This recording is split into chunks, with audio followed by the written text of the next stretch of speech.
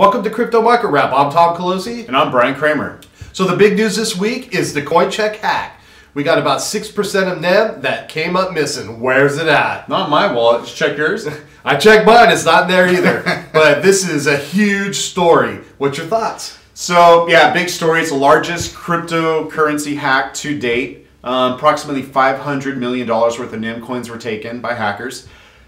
Great news, though, is that Coincheck announced in the last 12 to 18 hours that approximately 90% of the funds that were taken are going to be returned to investors. This is a great big step in turning this situation around. Yeah, this is definitely going to build confidence in their users, and it was needed. Where the money's coming from, who knows? Probably an insurance policy or maybe investors. But big story, and it kind of tells a good lesson to learn is look where you're putting your money and what exchanges you're using. Do your homework, that's for sure. Yeah, you want to know how those exchanges are storing their wallets. If they're using a mixture of hot storage, cold storage, or is it all hot wallets? That really determines how vulnerable that exchange is to hacking.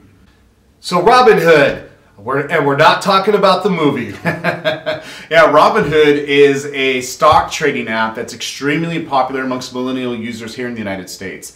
What it does is it allows a user to trade stocks that are on Robinhood with no fees. This has really kind of disrupted traditional stock brokerages, and a lot of them have lowered their fees. So this week, Robinhood announced that they're going to offer fee-free trading of Bitcoin currency starting next month. I think this is huge, and let's get ready to rumble because now we're going to see the exchanges kind of fighting it out. What do you think on that? Yeah, I mean, last year Coinbase announced that they raked in about $1 billion in revenue just from trading currencies alone. And so Robinhood coming into this, they're basically taking on Coinbase and all these other exchanges. I think you're going to see a fee war start up pretty soon. They're going to go after this revenue that Coinbase, these other exchanges are having. And so now you have a disruptor that's disrupting the disruptors. I totally agree. And what also this tells us is last week when we were looking at the waiting list for Robinhood, there was 90,000 people. Now there's 1 million. This is huge for the U.S. market. So this week, what do you see happening with the market? So the markets, you know, they're fishing for a bottom. You're looking at the technicals and a lot of the charts. They're implying that there may be a bullish rally coming soon. I agree.